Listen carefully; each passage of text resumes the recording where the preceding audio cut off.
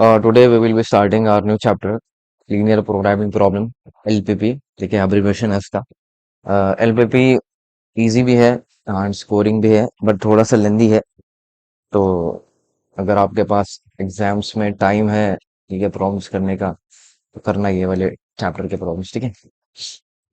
मतलब अगर समझो आधा घंटा बचा है और आपको आपके पास दो सम्स है, ठीक है। एक में सिर्फ थ्योरी वाला है और एक में ये टेबल वाला है। तो थ्योरी वाले को कर देना, ठीक है, बिकॉज ये टेबल वाले में टेबल बनाना पड़ेगा। फिर कैल्सी में हर बार आपको जो है वैल्यूज कैलकुलेट करनी पड़ेगी। तो है तो इजी बट थोड़ा सा लेंदी है। तो आप अपना टाइम मैनेज करके ही इसको करना, चल ठीक है। आप देख सकते हो, 20-22 मार्क्स का आता है, ठीक है, कैलकुलेट करे तो सारे टाइप्स का। टाइप वन हमारी है बेसिक सोल्यूशन, ठीक है। Basic solution of LPP. तो इसके प्रॉब्लम्स कैसे रहते हैं एंड इसको कैसे करते हैं, लेट अस सी, ठीक है, चलो। सो प्रॉब्लम रीड करते हैं। प्रॉब्लम में बोला गया है determine all basic solution to the following problem, which of them are basic feasible, degenerate, infeasible basic and optimal basic solution, ठीक है। और मैक्सिमाइज करनेबल है और कुछ ऑब्जेक्टिव दिया गया है, ठीक है। तो ये सब है क्या, पहले उसको समझते हैं, ठीक है, चलो। और ये सब पे बाद में आएंगे, basic solution, degenerate, infeasible basic से बाद में आएंगे, ठीक है। पहले ये सब समझिए इनका मतलब क्या होता है। ये जो है ना मैक्सिमाइज, और ये जो जेड का इक्वेशन है, इसको हम बोलते हैं ऑब्जेक्टिव फंक्शन। ये जो जेड इक्वल्स टू ये वाला, इसको हम बोलते हैं ऑब्जेक्टिव फंक्शन, ठीक है। जेड को ऑब्जेक्टिव फंक्शन, तो जेड को अपन बोलते हैं ऑब्जेक्टिव फंक्शन, ठीक है। ये सब्जेक्ट टू की जो कंडीशंस है, ये पहली कंडीशन है, दूसरी कंडीशन है। इसको अपन बोलते हैं कंस्ट्रेंट्स, ठीक है। इसको हम बोलते हैं कंस्ट्रेंट्स। क्या बोलते हैं, कंस्ट्रेंट्स। अगर आप कंस्ट्रेंट्स का जो है इंग्लिश में मायने देखोगे, तो इट मीन्स रिस्ट्रिक्शन। मतलब के रिस्ट्रिक्शन इन द सेंस के जैसे अगर आपको आपके पास x1 है, ठीक है, और आप x2 को 2 से मल्टीप्लाई करोगे और x3 को 3 से मल्टीप्लाई करोगे, तो आपको हमेशा 7 ही आना चाहिए, ठीक है, और कुछ वैल्यू नहीं आनी चाहिए। जैसे आपका फॉर एग्जांपल x1 1 है, और फिर जो है x2 भी 1 है, और x3 भी 1 है, तो उनको जो है यू नो ऐड और मल्टीप्लाई करने के बाद आपको 7 ही आना चाहिए। तो एक तरीके से रिस्ट्रिक्शन है, ठीक है, कि हमेशा आपका 7 ही आना चाहिए। चलो, उसके बाद तो ये हमारी कंस्ट्रेंट्स होती है, पहली दूसरी, या फिर उनको सब्जेक्ट टू कंडीशन भी बोलते हैं, ठीक है, चलो। हाँ, उसके बाद थर्ड चीज हमारी क्या है, थर्ड चीज हमारी है फिजिबिलिटी कंडीशन। ये जो है ना x1, x2, x3 is greater than equals to 0, इसको हम बोलते हैं feasibility condition. This is called as feasibility condition.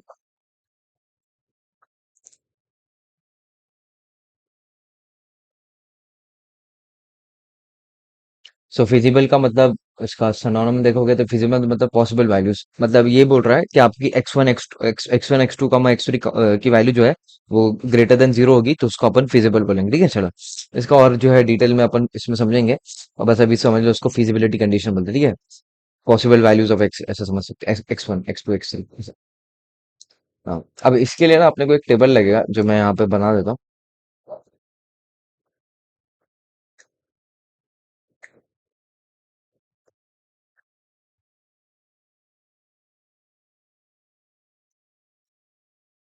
तो ये मतलब ये इसका बोलने का मतलब यही है कि आपकी x1 x2 की वैल्यू, जो x1 x2 x3 की वैल्यू जो है ना, वो 0 हो सकती है, या ग्रेटर देन 0 हो सकती है, ठीक है, पॉजिटिव में जा सकती है, नेगेटिव में नहीं हो सकती है। तो ये भी actually some sort of restriction ही है, ठीक है। और इसको हम बोलते हैं फिजिबिलिटी कंडीशन, चलो ना।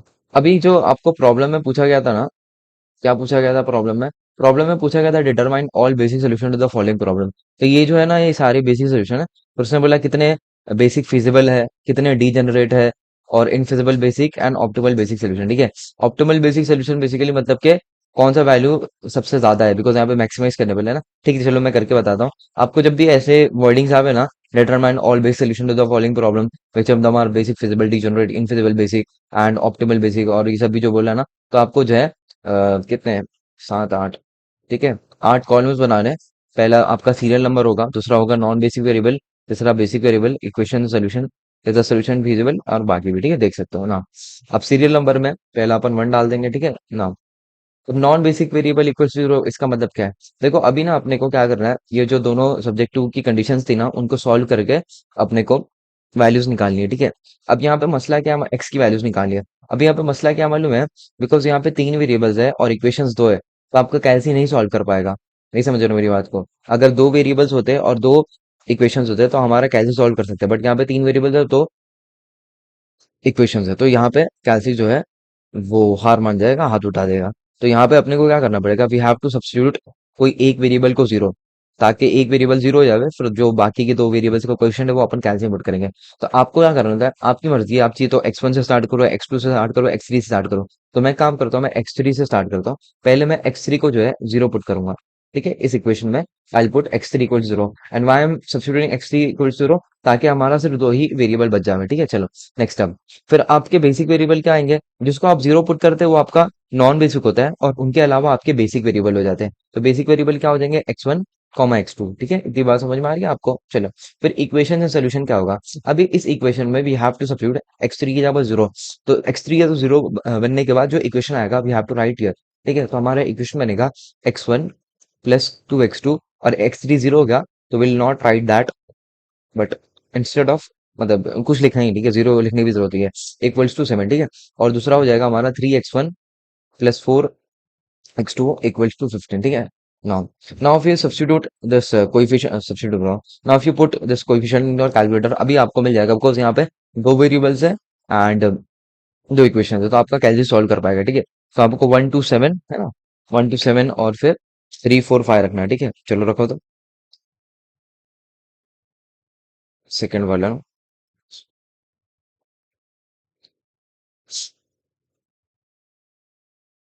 हाँ, तो I am getting as x1 equals to 1 और x2 इक्वल्स टू 3, ठीक है। तो मुझे x1 की जो है वैल्यू 1 आई, और x2 की वैल्यू जो है 3 आई, ठीक है। चलो नेक्स्ट। अब यहाँ पे ये क्या है, इसका मतलब is the solution feasible, is the solution feasible में आपको देखना होता है इफ x1 या फिर दो, अगर दो भी वेरिएबल्स है, जो भी वेरिएबल्स यहाँ पे, बिकॉज यहाँ पे फिर x2 x3 भी आएंगे, तो यहाँ पे x1 x2 है, क्या आपको देखना होता है दोनों वेरिएबल्स क्या greater than equals to zero है क्या, मतलब कि ये फिजिबिलिटी कंडीशन को फॉलो कर रहा है क्या। बेसिकली आपको देखना है कि ग्रेटर देन जीरो है क्या, है ना, ग्रेटर देन इक्वल जीरो है क्या। तो आपको देखना है यहाँ पे ग्रेटर देन इक्वल जीरो है, यस, हाँ भाई पॉजिटिव है, तो यहाँ पे लिख देना यस। तो ये जो है ना, इज द सोल्यूशन फीजिबल, मतलब कि फिजिबिलिटी कंडीशन को फॉलो कर रहा है क्या। और फिजिबिलिटी कंडीशन क्या होता है, जो आपका x1 x2 x3 का वैल्यू है ग्रेटर देन इक्वल जीरो आना चाहिए, ठीक है। चलो, तो ये आया ना, पॉजिटिव आया, तो ये यस हो जाएगा। अगर नेगेटिव आता तो नो हो जाता, मैंने आपको बताया था फिजिबिलिटी कंडीशन में नेगेटिव वैल्यूज नहीं आती। फिर is the solution degenerate, degenerate का मतलब होता है इनमें से x1 और x2 में से कोई वैल्यू जीरो है क्या, नहीं है, तो यहाँ पे नो लिख देना। अब लिख देना बट ये आई ना, नहीं, ये तो नॉन बेसिक वेरिएबल है। बेसिक वेरिएबल में आपको देखना होता है अगर दोनों में से कोई एक भी जीरो आता है तो यहाँ पे अपन यस लिखते हैं, but since there is no zero यहाँ पे x1 और x2 में, तो अपन ने यहाँ पे नो लिख दिया ना। वैल्यू ऑफ z कैसे डिसाइड करेंगे ना, अभी इस इक्वेशन में आपको x1 की जगह पे 1 रखना है, ओके, x2 की जगह पे 3, और x3 तो अपन ने जीरो कंसिडर करा था। तो 1 - 2 3 = 6, तो ये -5 आ जाएगा, ठीक है। ये वैल्यू ऑफ z क्या आ जाएगी, -5। उसके बाद इज द सोल्यूशन ऑप्टिमल, इसमें थोड़ा बाद में आएंगे, ठीक है, अब इसको थोड़ा इग्नोर मारो ना। सेकंड बेसिक वेरिएबल अपन ले लेंगे, नॉन बेसिक वेरिएबल ले लेंगे x2 को। x2 को नॉन बेसिक ले लिए तो आपके बेसिक कौन से हो जाएंगे, x1 कॉमा x3, है कि नहीं। तो एक बारी में आपको एक ही कोई जीरो करना है, ठीक है, फिर आप दो वेरिएबल से आप सॉल्व कर सकते हो, ठीक है। चलो, हाँ। तो अभी आपका जो इक्वेशन कैसा बनेगा देखो, अभी यहाँ पे आपको जो है x2 को जीरो पुट करना है, तो आपका x1 प्लस 3x3 बनेगा ना, x1 plus 3x3 equals to 7, and we have 3x1 plus 6x3 equals to 15. Now again, if you substitute this coefficient and substitute बोल रहा हूँ बार-बार, if you put this coefficient into your calculator, तो आपको x1 का value जो है वो आएगा 1, और x2 का वैल्यू जो है वो आएगा 2, ठीक है। x1 का वैल्यू आएगा 1, और x2 का वैल्यू जो है 2 आएगा, ठीक है। चलो, अब यहाँ पे अगेन दोनों वैल्यूज पॉजिटिव थी, तो you have to write yes, और इन दोनों में से कोई भी जीरो नहीं है, तो we have to write no here. Value of z कैसे डिसाइड करेंगे, now we have to x3, sorry x3, ठीक है। Now we have to put x1 के प्लेस पे 1 एंड x3 के प्लेस पे 2। तो x2 को तो इग्नोर करो बिकॉज वो जीरो होने वाला है, तो ये हो जाएगा 8, 8 + 1, तो ये 9 आ रहा है, ठीक है। This is, this comes out to be 9।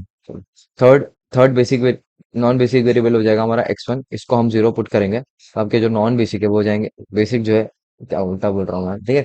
तो जो बेसिक है वो हो जाएंगे x2 x3, ठीक है। चलो, सो आपका इक्वेशन बनेगा 2x2 plus 3x3 equals to 7, and 4x2 6x3 equals to 15, ठीक है ना। अब अगेन आपको जो है कोएफिशिएंट्स को पुट करना है, पुट करो तो, हाँ बरोबर, आपको अभी कुछ एरर आ रहा होगा या फिर एक सोल्यूशन नहीं आ रहा होगा, उसका रीजन क्या है पता है? बिकॉज यहाँ पे ना दोनों लेफ्ट हैंड साइड सेम है और राइट हैंड साइड डिफरेंट है। बोलेंगे कहाँ सेम है? देखो, अगर इस इक्वेशन को मैं 2 से मल्टीप्लाई कर दूं, तो ये देखो 4 हो जाएगा और ये जो है 6 हो जाएगा ना। 2 2 ज़ा 4, 2 3 ज़ा 6। तो लेफ्ट हैंड साइड इक्वल हो जाएंगे और राइट हैंड साइड जो है फर्क आ जाएगा। तो आपका ऐसा, बिकॉज वो कैलसी फिर पागल हो जाएगा, बोले भाई लेफ्ट हैंड साइड दोनों सेम है और राइट हैंड साइड डिफरेंट है, ये कैसे हो रहा है? तो जब भी ऐसा केस हो कि आपका जो लेफ्ट हैंड साइड है जो दोनों सेम हो, तो आपको वहां पे लिखना होता है अनबाउंडेड सोल्यूशन, ठीक है? अनबाउंडेड सोल्यूशन मतलब कि इसका कोई सोल्यूशन नहीं बना पाएंगे आप। मतलब कि यहाँ पे x1 x2 की वैल्यू नहीं निकाल, x3 क्या, x3 और x2 की वैल्यू नहीं निकाल पाएंगे, because both the left hand side of the equation are same, ठीक है? तो जब भी ऐसा केस हो, even though looking at first, ठीक है, नहीं पता चल रहा था कि नहीं, बट जब अपन ने कैल्शियम पुट करा तो वो नहीं दे रहा था आंसर। तो अपन ने समझ अब अपन को फिर देखने से लगा कि वहाँ दोनों सेम ही है, बस 2 का मल्टीप्लिकेशन बाकी था। तो लेफ्ट हैंड साइड सेम हो गया, ठीक है? तो इसका अनबाउंडेड सोल्यूशन आएगा। तो ये सब क्या हो जाएगा इसमें, फिर डैश डैश आ जाएगा, ये भी डैश, ये भी डैश, ये भी डैश, बिकॉज x2 और x3 की वैल्यू नहीं निकली ना। अब यहाँ पे ऑप्टिमलिटी पे आता है। तो ऑप्टिमल कैसे डिसाइड करते हैं? बिकॉज अपने को पूछा गया था मैक्सिमाइज करने के लिए। तो मैक्सिमाइज या फिर मैक्सिमम वैल्यू ऑफ जेड कौन सी है? ये वाली ना। तो यहाँ पे यस आ जाएगा, ठीक है? यहाँ पे यस आ जाएगा और यहाँ पे नो आ जाएगा, ठीक है? बस इतना करना है आपको। तो आपके सारी जो है सारे पॉसिबिलिटीज कवर हो गए, basic, feasible, degenerate, infeasible, basic and optimal basic solution, ठीक है? चलो, ऐसे ही करना है तो आपको। और प्रॉब्लम सीखते हैं और बेटर तरीके से समझ में आएगा आपको। सेकेंड वाला भी कुछ ऐसे ही, determine all basic solution following problem, ठीक है, which of them are basic, feasible, degenerate, infeasible, basic and optimal basic solution, ठीक है? इसके लिए भी आपको जो है टेबल लगेगा, मैं इसको थोड़ा सा लेफ्ट हैंड साइड शिफ्ट कर दूंगा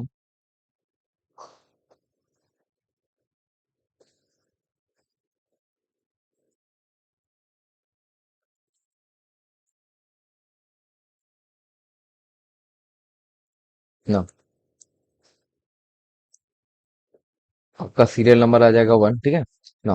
अब यहाँ पे मसला क्या है मालूम है? यहाँ पे मसला ये है, अब की बार तो 4 वेरिएबल्स है और 2 ही इक्वेशन है, ठीक है?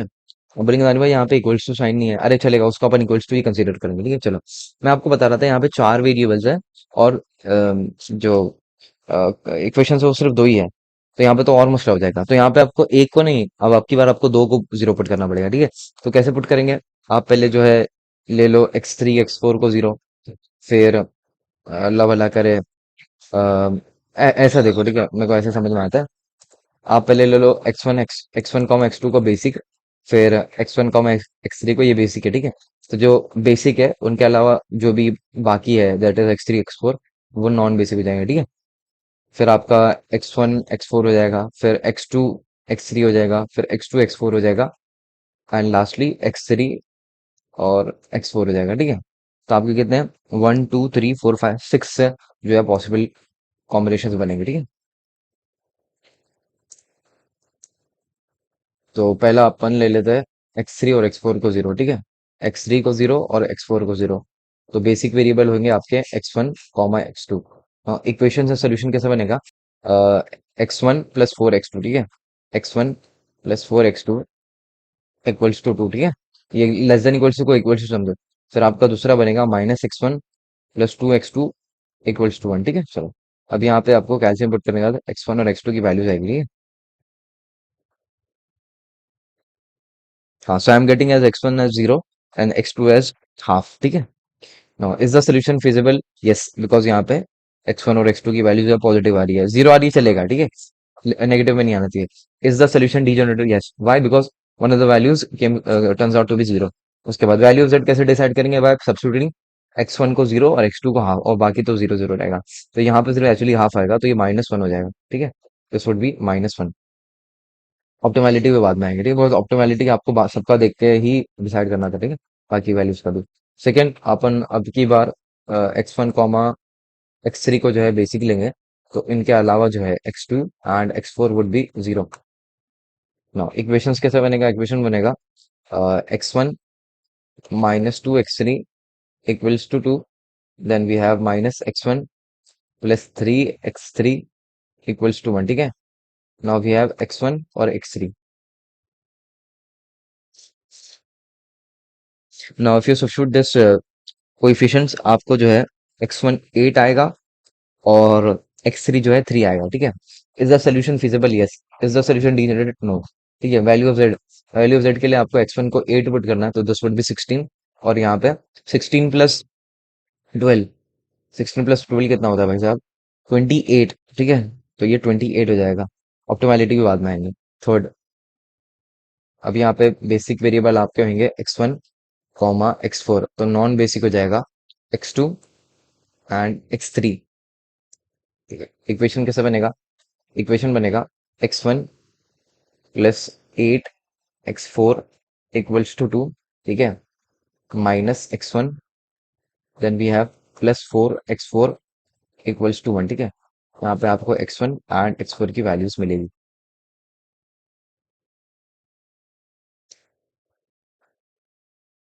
सो I am getting x1 as 0, और x4 जो है वो आ रहा है 1/4, ठीक है। x4 आ रहा है मुझे 1/4। ना, is the solution feasible? Yes. Is the solution degenerate? Yes, ठीक है। वैल्यू z जो है आपको यहाँ पे x4 की जगह पे 1/4 पुट करना पड़ेगा, तो -5/4 कितना होता है? 1.25 होता है ना मेरे हिसाब से, एक सेकंड में देख लो। 5/4, ठीक है। ये होता है 1.25, बिकॉज यहाँ पे नेगेटिव साइन है, तो -1.25 होगा। -1.25। फोर्थ, अब की बार अपन बेसिक वेरिएबल लेंगे x2 कॉमा x3, एंड इसके अलावा जो है that is x1 and x4, ये 0 हो जाएंगे। तो आपका इक्वेशन बनेगा 4 -2 x3 =2, then we have 2 x2 plus 3 x3 =1, ठीक है। सो यहाँ पे आपको x2 की वैल्यू मिलेगी, x2 एंड x3 की वैल्यू मिलेगी।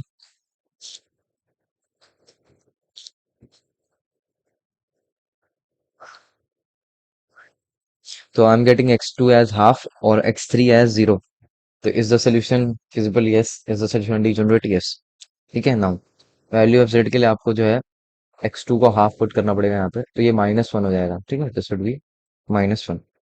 ऑप्टिमैलिटी के बाद में आएंगे। फिफ्थ, अब आपका बेसिक वेरिएबल होगा x2 comma x4, and non basic होंगे x1 एंड x3। तो जो भी नॉन बेसिक होता है उसका आपको 0 पुट करना होता है, वहाँ क्या हमारा प्रॉब्लम सॉल्विंग हो जाता है।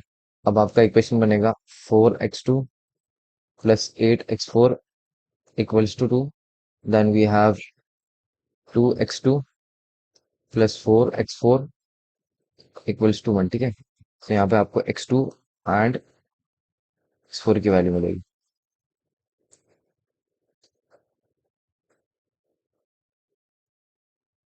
सो I am getting error. Why error? या फिर नॉट, कोई भी सोल्यूशन नहीं आ रहा है, पता है क्यों? बिकॉज अगेन यहाँ पे जो है लेफ्ट हैंड साइड सेम है। वाई? देखो, अगर आप यहाँ पे 2 से मल्टीप्लाई करोगे सेकंड इक्वेशन को, तो ये 4 हो जाएगा, ये 8 हो जाएगा, तो अगेन दोनों का लेफ्ट हैंड साइड सेम है। अब लिंक दाने में राइट हैंड साइड भी तो सेम आ रहा है। हाँ, तो क्या हो गया भाई? लेफ्ट हैंड साइड सेम आ गया ना, बस काम खत्म, ठीक है। और राइट हैंड साइड सेम आवे नहीं आवे उससे कुछ मतलब नहीं रहता है। तो यहाँ पे लिखना आप अनबाउंडेड सोल्यूशन।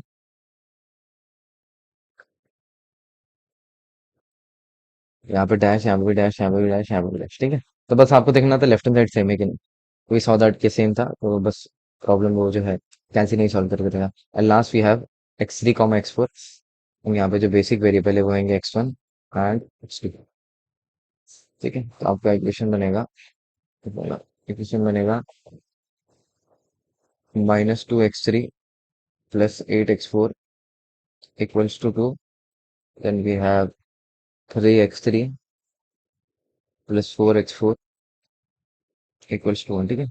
So यहाँ पे will be getting x3 and x4।